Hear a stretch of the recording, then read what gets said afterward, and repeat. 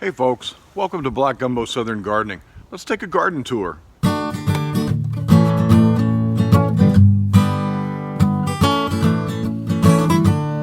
Wow, it's so very bright out here and I'm looking at my thermometer. It's about 78 degrees. So it's nice and warm. It's a good day. Normally I do a garden tour once a month, but in the springtime, man, there's so much growing that I'm going to do a garden tour twice a month. At the beginning of the month and mid-month, and so it's about mid-month, so let's take a look around and see how lush the garden is growing. I grow in zone 9A on the Texas coast. I'm in between Galveston and Houston. People always ask, hey, where are you? But I mean, just look at the description. It's always in there if you want to know where I'm at or what we're all about here. It's very bright. I'm recording at midday, so you know, you got to deal with the sun, but that's the time I have today, so we'll go look around. Over here I've got a watermelon patch growing. This is a melon pit, and I've got a video on how to make a melon pit. I'm going to let these come up a little more, and when they get their true leaves on them, I'm going to select the best 3, and we're going to let those sprawl and cover this kind of bare area over here. Be a ground cover. So yeah, that's real happy. That makes me real happy. I have in my weedy little area here a volunteer mustard plant coming up. I don't know how that seed got there, but I'll let it grow. And I've got another pit over here. Let's take a look at this one among the weeds. I haven't cut the grass in a while, and that's on purpose. I'm kind of seeing all the things that are coming up volunteer. Yeah, right here are some pumpkins. Let's see what kind are these. South Anna butternut squash, and they are a hybrid between a Seminole pumpkin and a butternut. And again, I'll select the 3 best vines here, and we'll let them sprawl and kind of cover this area, kind of train them out to go where I want them to go. I've got my apple trees. The grafts took real well. They're looking awesome, and they're putting on new leaves, and there is a caterpillar that needs to go. That is not a good guy. He's been munching on those leaves there. The apple trees are all doing really well. Got to inspect for these caterpillars now. Later this month we'll take the wrap off the scion and the rootstock wood here, and we'll loosen up the label there and let these grow up. The first year we're going to let them grow big, and we will prune for shape, and we will dwarf these apples next year. Here's my little raised bed hugelkultur experiment, and I put some blackberries in, and they're not thriving here. This one's, you know, doing okay. This one's the best, but this one over here looks like it just died, and I'm not sure what that's about. The flowers are not thriving really well, so perhaps I don't have enough soil in here, and I've got too much, too much carbon down beneath that soil. But over time, this will improve. It'll be okay. Here's my fig tree. This was a clone from my Celeste out front, and this fig tree is going to be gifted. I've got a nice little apple tree here. It's my backup apple tree. And my goji berries are really doing well, but I need to find a place for them. I think I might put them in here. We'll see. Plum tree is looking really good. It's growing just the way I want it to grow. We'll have to take out some of these branches in the middle here, and we'll do that in the summer so that summer pruning is a way you can kind of stunt growth, and then when we can see what's going on when this tree is dormant next winter, we will begin shaping this tree even more. We cut this tree, it was about 6 to 7 feet tall. We cut it down to knee high, and we're going to grow small fruit trees back here, nothing big. My peach tree was stunted by the big Texas freeze we had, and it's just now waking up, and I thought it was dead, but I left it here, and you can see there's new growth coming out, and I think this tree is going to recover just fine. But I'm real happy to see some growth there. I have a lot of herbs and pollinator attracting flowers over here on my patio. I've got some herbs in little pots there, and some flowers in here, and some medicinal herbs, and they're really looking good. It's the height of the heat of the day right now, so this borage is looking kind of sad. You can see it's kind of flopped over, but once the sun is off it, it perks up really well. Phoebe's enjoying the day. It's a nice day, isn't it? Huh? Keeping watch over the garden? Are you keeping watch over the garden? Yeah, she's a good girl. Good dog. Good dog. Got some pots growing, some more herbs over here. Little peppers that I've managed to keep alive. Some of these peppers were chopped down by some cutting animal, and they were just a stick sticking out of the ground. Look at these. Here are some survivors. Some of these were cut down. All of these were cut down by some chewing insect to a single stick, and they're pushing out more growth, and they're actually kind of bushy. So these are my backups. There's one that didn't grow back after being cut down, but yeah, man, these peppers are amazing little plants. Most of my fig trees survived the freeze. I thought this one had made it, but it didn't. This is one of the few that actually died. It started to come back, but it was just, the wood's just too compromised.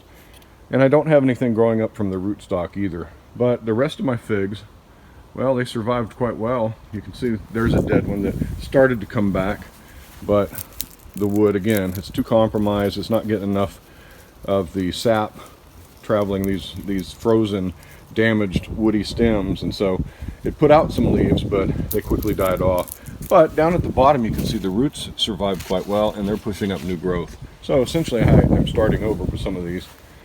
But yeah, most of the figs survived. I was amazed. It was what, 14 degrees and below freezing for an extended period of time, and these figs just kind of took it like a champ. There's one that died. So very few of them died. I'm actually very happy that most of my little fig trees survived. My sweet potato slips are coming on, and these are going to be transplanted into the summer garden, and yeah, that's encouraging. Here's another peach tree. This is this was the first one, and I didn't like the way we pruned it. It wasn't waking up. I pulled it out and stuck it in a pot, and now I've got some growth, but it's coming from the rootstock. That's the graft union. Anything that grows down here is not going to be the variety that we wanted. It's going to be a rootstock. I'm going to let this grow, and I might graft onto that rootstock. I have here a Southern Home muscadine grapevine that I rescued. It was growing wild in my trees. I had it as an extra, and I'm going to try to find a place for that. Speaking of muscadines, my micro vineyard has come out of dormancy. The vines have come alive, man. Look at that. These down here are a little slower than the one I just showed you, and I'm not entirely sure why. This one here has not been very vigorous for me, but we'll give it another year or two and see. Moving on to the garden beds, the cucumbers. These are pickling cucumbers. They're looking good. I'm going to have to thin them, obviously. I'm going to take 3 vines, 1, 2, and 3, and let them grow up the trellis. And hopefully I haven't choked the middle out by planting these rows too closely. We'll see. If it turns out that they're too close, I'll just take that middle row completely out. We've got the cucumbers growing next to some bush beans over here. And the bush beans are coming up nicely. Everybody's looking happy. Some bugs out here chewing on stuff. Bunching onions right next to them. But look at this. These are my green beans, and they've already reached the top of the trellis in record time. And wow, there's gonna be a jungle in here pretty soon. But these are traditional green beans, and we're gonna be eating good this year. I have a couple of tomatoes. They were extras, and so I put them in these pots. These are determinants, and they're putting on some fruit. You can see that right there. And determinants, I'm just letting them grow how they want, no pruning, except to open up the interior there if I need to. But yeah, man, can't have enough tomatoes. Speaking of, check these out. This is my main tomato bed, and I have done 3 passes through here, pruning as I go, taking the suckers out and tying them up to this single string. I'm growing these as a single vine. Each one is a single vine, and they're going to be up to the top of this trellis here, and then we'll take this off and drop them down, and that bare vine at the bottom will just let it lay down on the ground, and we'll move the plants over, and so they can basically grow indefinitely. Yeah, this is a very happy place for me right now. These tomatoes are doing really well. You can see that this it's already fruiting right there. Got some fruit. This is oh, what is this? This was my single seed challenge variety last year. It is a Black Beauty.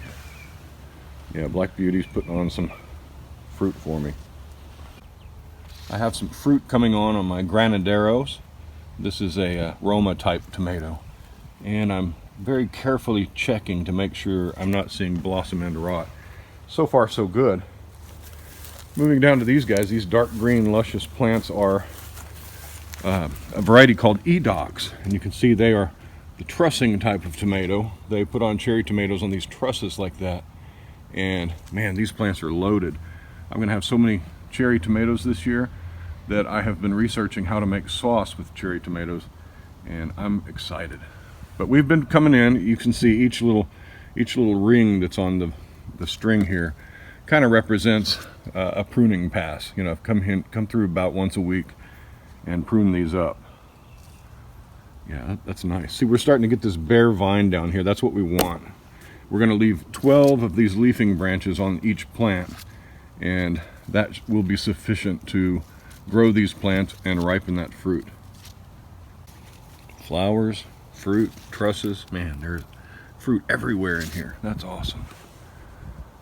So I have about 5 different varieties in here, but most of these dark green ones here are the edox cherry tomato. We're gonna have a ton of them. Now you notice along my unmowed path here, in the borders I've planted flowers, some onions, different kinds of flowers. These are to help attract pollinators. I have not seen very many bees this year. The freeze really knocked our bees back in our area, but yeah, it's not just bees that do the pollinating, but certainly we want to see honeybees, and that's what these are supposed to do. In the third bed at the end here, I've got some containers, a couple of dwarf tomatoes putting on fruit, you can see there, and that's beautiful, man. Some herbs over here. I've got an eggplant in a pot and pepper in a pot, some more herbs. This is perilla. It's a Korean leafy green that you just eat and use as a wrap. It kind of has a cumin flavor, very peculiar, and it's bolting. I'm going to let that bolt, and yeah, more flowers to attract pollinators. Here's the third bed, and we've got some squash plants putting on fruit, and we've got peppers in here, lots of peppers. The problem here with growing this kind of squash is the vine borer moth has already showed up in force. Tons of them. I've seen tons of them. I killed one the other day, but the borers have laid their eggs on here, so I'll get one harvest out of here before the plants start showing damage from the borers and die off. So I'm happy with that. I kind of anticipated that. It's always a battle growing squash around here. The borers show up in force. But the peppers are starting to take off now. It's warming up, and so they're all looking really nice, except that little guy right there. Something's been munching on that one. But that's why I have backups over there, all on my B team. If you're a regular to my channel, you saw these tomatoes before as an example of what happens when the power goes out for days and days and days, and these guys were cold and had no light and they were in the dark. They really got stunted by our grid down thing, and some of you encouraged me to try to nurse them back to life, and well, I did, and they're looking really healthy now. So these are my spare tomatoes, and I'll pot some of these up and give some of these to my son. Yeah, they look nice, huh? They were kind of bronzy and purple looking and real scraggly. They were in awful shape, but a little bit of fish emulsion, potted them up, and yeah, they're taking off. Hunting for hornworms. I've got a fluorescent light here, looking at my tomato plants at night. If there are any caterpillars that are hornworms and some other pests, they'll show up. They'll glow actually because they're fluorescent. So this is how you handle hornworms. They're such big caterpillars that you can usually find them with a light like this, and there's usually not a, you don't have a plague of them. There's not hundreds of thousands of them, and I'm not seeing any yet. But last year I had a hornworm or two in my tomatoes, so yeah, we're gonna keep looking.